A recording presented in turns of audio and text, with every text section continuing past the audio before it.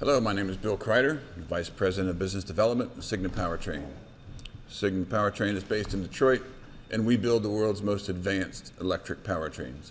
Our products are designed specifically for commercial vehicles. I'll be walking you through a high-level demo of our products, the Max here in front of me, and the Mid, and we'll be looking at what makes them unique.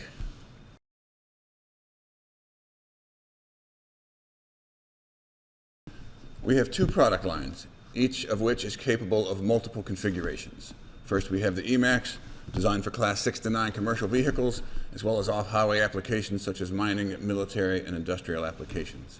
In addition, we have the Mid, which is a fully integrated powertrain appropriate for Classes 1 through 6.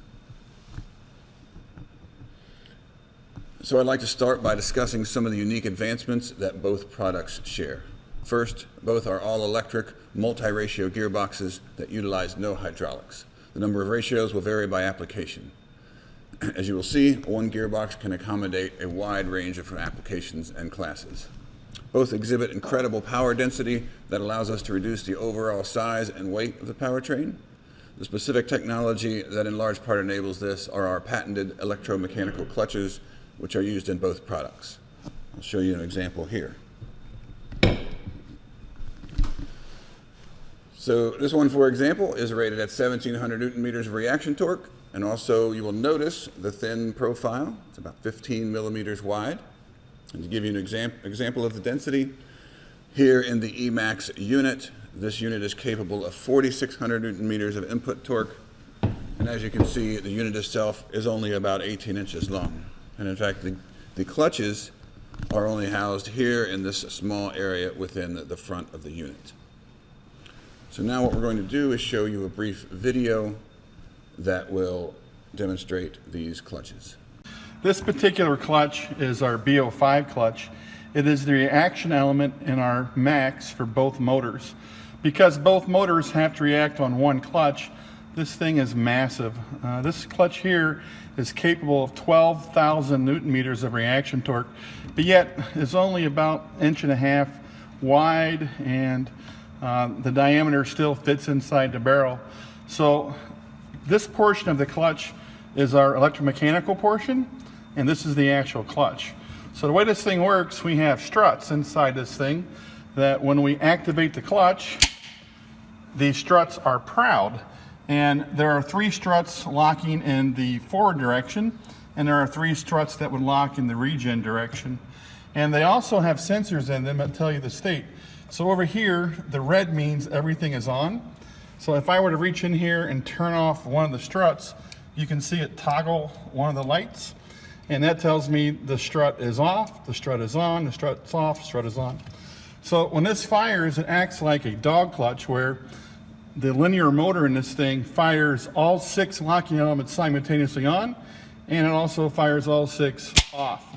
Now, when it's in state, there is no power to keep it off, and there is no power to keep it on.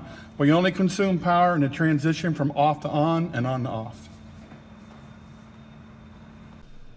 So I'd like to talk a little bit about the advantages that these electromechanical clutches offer. First, they exhibit very low parasitic losses, about 1/10 the losses of comparable friction clutches.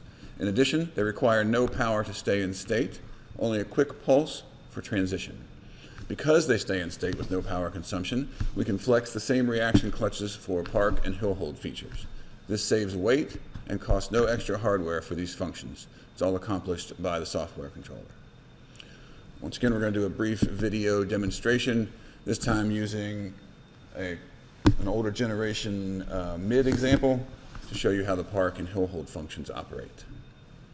So this particular box is one of our first generation Mid boxes, and I'm going to use this to demonstrate the capability of our clutches.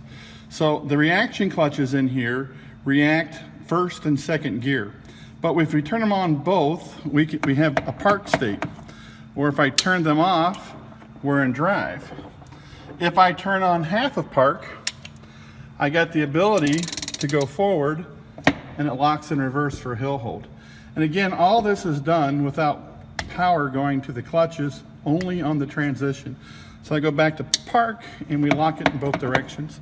And the LED here is tell me the state of the sensors that are in the clutch.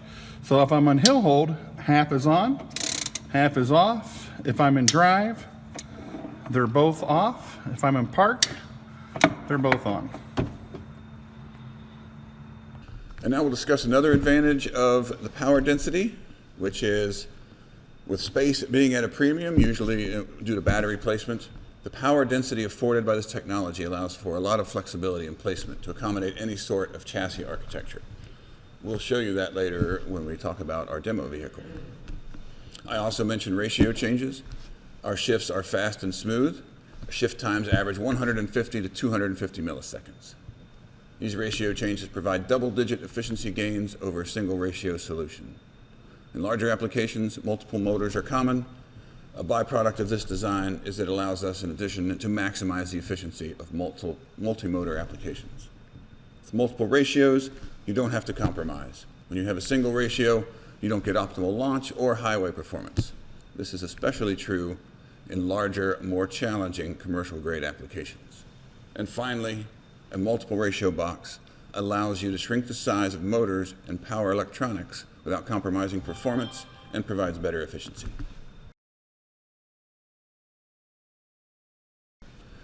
And now we'll talk about the Emax product. It's designed for class 6 to 9 on or off highway applications and is capable of 4,600 Newton meters of input torque. One of the main advantages of our design is that it is modular. One gearbox can service multiple applications. So how do we accomplish this? In the slide here, you can see multiple different motors and output shafts attached to the Emax unit. So the modular design comes from being able to change the motors that we put onto one side of the unit, and by changing the output shafts and extension housings that can go on to the other side of the unit. Looking at the illustration, you can see there in the middle that we've attached a much larger motor. This would be applicable for class 8 or mining operations, for example. You can also see on that picture a different extension housing where we can add a final drive. And then you can also see in some of the pictures different sizes of input shafts. And so by changing out these extension housings and these motors, we can accomplish a variety of different applications of all classes of vehicles. And as you can see here on our demo transmission, we have a dual stack 800 horsepower motor here, and this extension housing and output shaft. If we needed to change the application, we could simply remove these motors, bolt on different ones, different extension housing, and we're ready to go.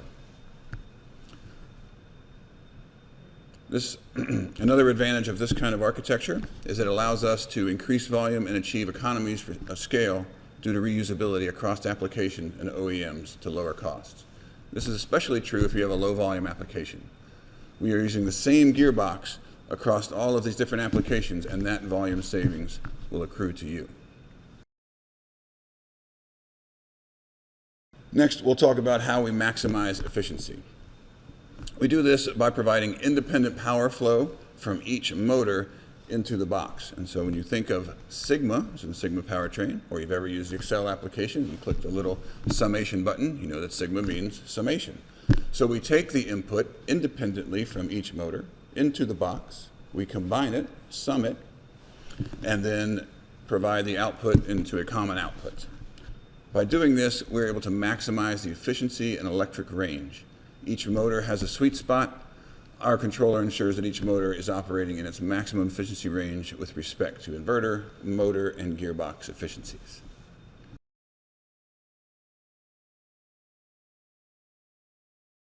Another advantage of this modularity is that we can support either a traditional longitudinal architecture as you see here, or with some reconfiguration, we could easily turn this into an E-axle application as well. Depending upon the number of motors, we'll determine the number of ratios. With one motor, we end up with a step ratio 3-speed. With two motors, you have a 4-mode CVT, all using the same gearbox. And so the concept behind this is whatever your application, minimal effort is required as far as the transmission, maximum advantage of multiple ratios, and the other things that we've mentioned.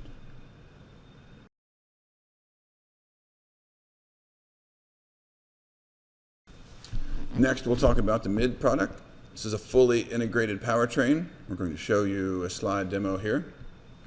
As you can see on the slide, this unit is plug and play, Comes with the motor, inverter, heat exchanger, water pump, powertrain controller, and the oil pump. In this particular instance, we have partnered with our friends at Cascadia in Motion for the motors, done a little bit of engineering for their particular application. But as I mentioned with the EMAX, the modularity is also possible in the mid because we can switch out the motors as well here. What you end up with this plug-and-play concept is a 300 horsepower, 3-speed BEV. Controller software is included as well. This would be appropriate for class 1 through 6 and allows for 2,200 Newton meters on the output shaft and up to 8,000 RPM. And next we're going to talk about our demo vehicle. So I mentioned power density, I mentioned ratio changes, clutches, modular design, all of these different advantages. And so we asked ourselves, how could we demonstrate these concepts in a dramatic fashion? And so I present to you the 800 horsepower, 4-wheel drive, all-electric 2019 F-150 Raptor Evolved. Equipped with the same unit featured in our demo today, a unit with enough power for up to the low end of Class 8 vehicles. Here you see it in the diagrams and the pictures, easily fitting into a Class 1 vehicle. And now we'll take a quick look at it driving.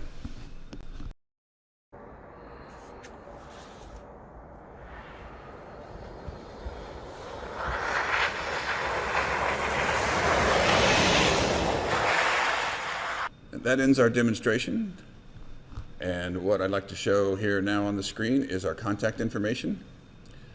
Our demo vehicle is available for test driving, if you happen to be in the Detroit area, or at any of the shows later in the year, in August-September timeframe. Please reach out if you have any questions, and thank you for watching our presentation.